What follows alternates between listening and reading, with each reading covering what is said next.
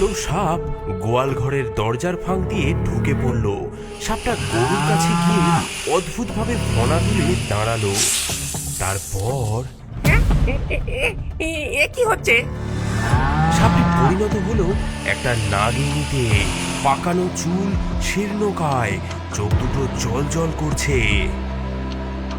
ওগো মা, তোমার দুধ একটু দাও না, আমার বাচ্চা যে খুব অসুস্থ, ও তোমার দুধ ছাড়া বাঁচবে না মা।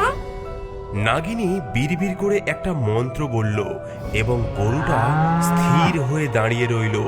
সুন্দর ভয়ে কাঁপতে কাঁপতে সাহস করে দেখতে লাগলো। এই নাও, আজ একটু বেশি দেবে তো, কাল খুব কম পেয়েছিলাম। ধন্যবাদ। তোমার দুধ না পেলে আমার বাচ্চা বাঁচবে না। পেটের জ্বালা যে কি সেটা মা হলেই বোঝা যায়। নাগিনী আবার সাপের রূপ ধারণ করলো এবং দুধের বাটি মুখে নিয়ে গোয়ালঘর থেকে সরসর করে বেরিয়ে পড়ল। সুন্দর এই অদ্ভুত দৃশ্য দেখে প্রথমে ভয়ে কাঠ হয়ে গেল, তারপর রাগে ফুঁসতে ফুঁসতে বলল, আমি এই চুরি বন্ধ করবই। পরদিন সুন্দর লঙ্কা পোড়া দিল এবং গোয়ালঘরের চারিপাশে ধোঁয়া করে ফেলল। এখন দেখবো নাগিনী কেমন করে আসে। লঙ্কার ধোয়া সাপেরা সহ্য করতে পারে না। আজকে দেখবো মজা।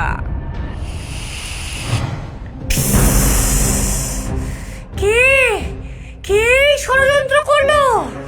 মায়া, মায়া, এই ধোঁয়ার সামনে যে আমি আসতে পারছি না, আমার বাচ্চার দুধ আমি কিভাবে সংগ্রহ করব?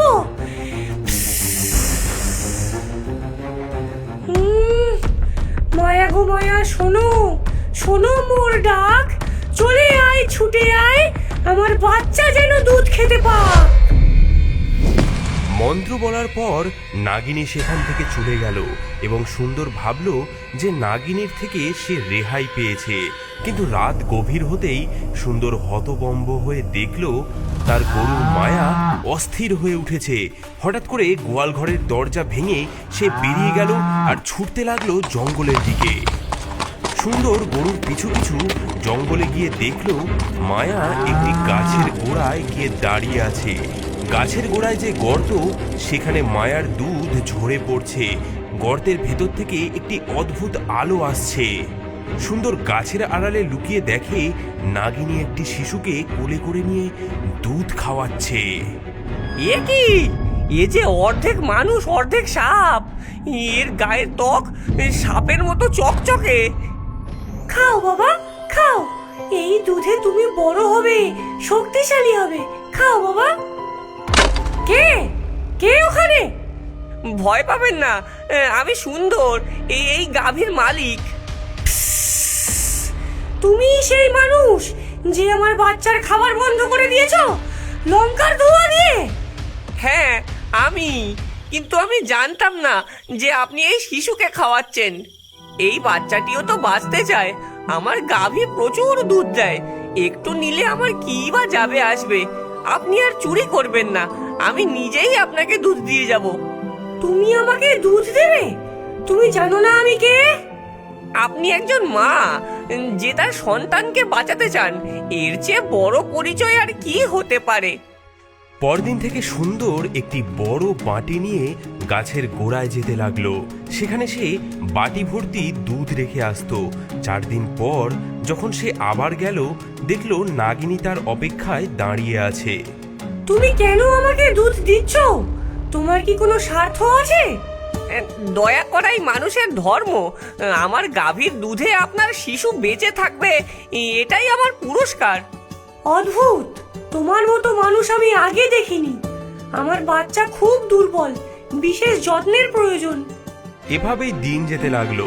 সুন্দর প্রতিদিন দুধ দিতে লাগলো আর নাগিনী ও তার বাচ্চা পুষ্ট হতে লাগলো। একদিন, সুন্দর, তুমি আমার উপকার করেছো, আমিও তোমার উপকার করব।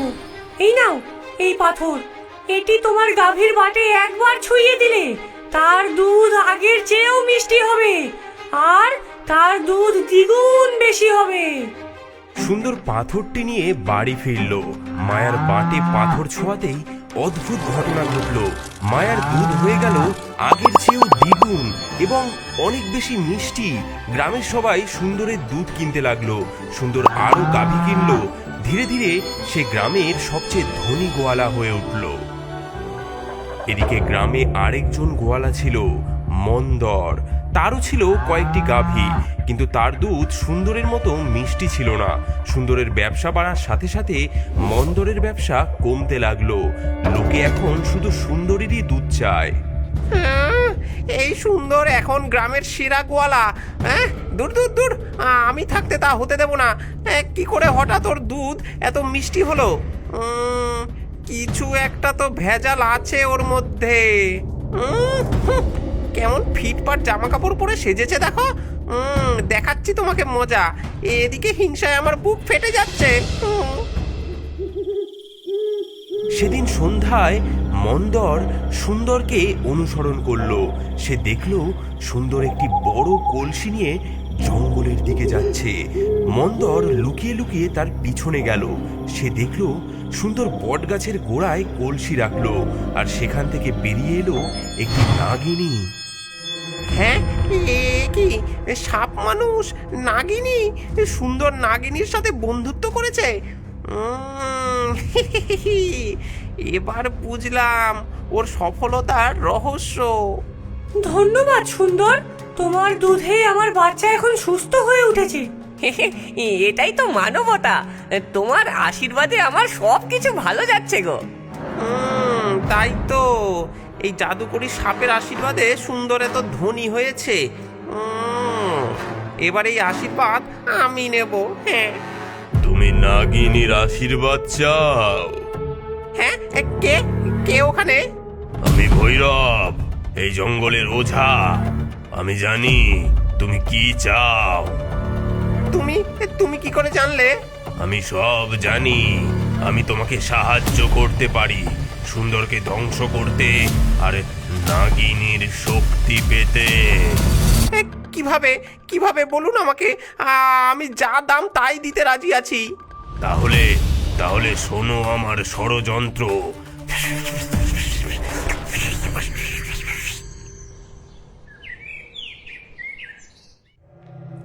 সুন্দর ভাই, কেমন আছো? তোমার ব্যবসা কেমন চলছে? ভালো আছি। তুমি কেমন আছো মন্দর? এতদিন বাদে মনে পড়লো তবে। আরে ভাই, আমি ভুল বুঝেছিলাম। তোমার ব্যবসা এত ভালো চলছে, আমি একটু ঈর্ষা করেছিলাম। এখন বুঝেছি ভাই, ঈর্ষা কত খারাপ জিনিস। আমিও শিখতে চাই, তোমার মতো সফল হতে চাই আমিও। আসল সাফল্যের মন্ত্র হলো পরিশ্রম আর সততা। জানি ভাই জানি। আমি একটা কথা বলতে এসেছি। আজ সন্ধ্যায় আমার বাড়িতে একটু এসো। দুজনে মিলে একটা নতুন ব্যবসার পরিকল্পনা করব, আর রাতে তোমার ভোজেরও আয়োজন করেছি।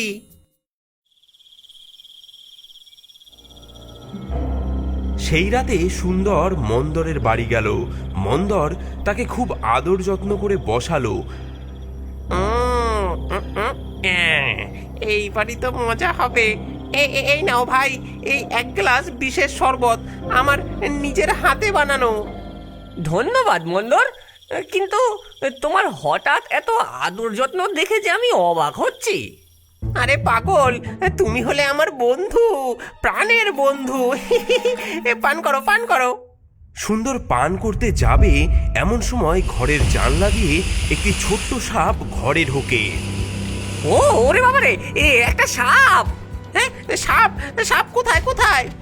সাপটি এগিয়ে হঠাৎ লেজ দিয়ে সুন্দরের গ্লাস উল্টে দেয়। এই যা, দূর দূর, এই নোংরা সাপ। সাপটি বিদ্যুৎ গতিতে মন্দরের হাতে কামড়ে দেয় আর জানলা দিয়ে পালিয়ে যায়। ওরে বাবারে, এ কি সাপ আমাকে কামড়ালো! ওরে বাবারে! এ কি, চলো চলো, তোমাকে তাড়াতাড়ি বৈদ্যের কাছে নিয়ে যাই। না না, দরকার নেই। এটা অতটা বিষাক্ত সাপ নয়। বিষের গ্লাস উল্টে যাওয়ায় মন্দরের প্রথম প্ল্যান ব্যর্থ হলো। সেই সাপটি আসলে নাগিনীর বাচ্চা ছিল, যে সুন্দরকে বাঁচাতে এসেছিল। সে সব দেখেছিল, শুনেছিল, আর নাগিনীকে সব খবর দিয়েছিল। ধুর ধুর, সব মাটি হয়ে গেল। ওঝা ওঝা তুমি কোথায়? এখন কি করব আমি? তুমি একটা কাজও ঠিক মতো করতে পারো না, এখন আমাকে আরো কঠিন পথ নিতে হবে যে। সেই রাতে যখন সুন্দর কলসি ভর্তি দুধ নিয়ে বটতলায় এলো, ওঝা ও মন্দর গাছের পেছনে লুকিয়েছিল। সুন্দর চলে গেল, কিন্তু আমি অন্য গন্ধ পাচ্ছি। কেউ যেন লুকিয়ে আছে মনে হচ্ছে। ফিং ফিং ফাং, নাগিনী বসমান, হি হা।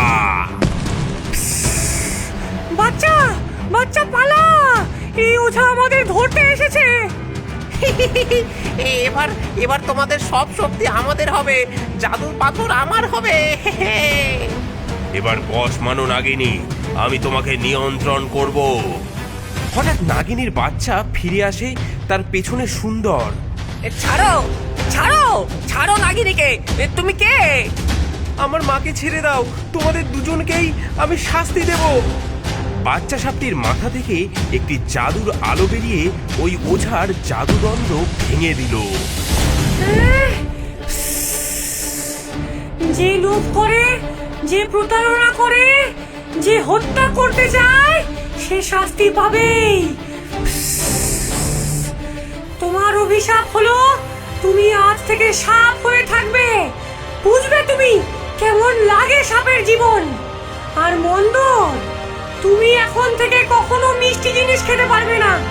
যাই খাবে সব তিতো লাগবে। তোমার ত্বক সাপের মতো খসতে থাকবে যতদিন না তুমি তোমার পাপের প্রায়শ্চিত্ত করবে। ক্ষমা করো, আমাকে আমাকে মানুষই থাকতে দাও, ক্ষমা করে দাও। প্রায়শ্চিত্তের পরেই ক্ষমা। 100 বছর বনে ঘুরে পেটে ভর করে চলো, তবেই বুঝবে জীবের দুঃখ। সেই ঘটনার পর ন্যায়ের হলো জয়। 1 বছর পর সুন্দর গ্রামের সবচেয়ে সম্মানিত ব্যক্তি হয়ে গেল। মন্দর তার অভিশাপ ভোগ করে শিখল লোভ হিংসার পরিণাম। শেষে গরিবদের সেবা করে সে ক্ষমা পেল। ওঝা সাপ রূপে এখনো বনে ঘুরে তার নাগ শিকারের পাপের প্রায়শ্চিত্ত করছে।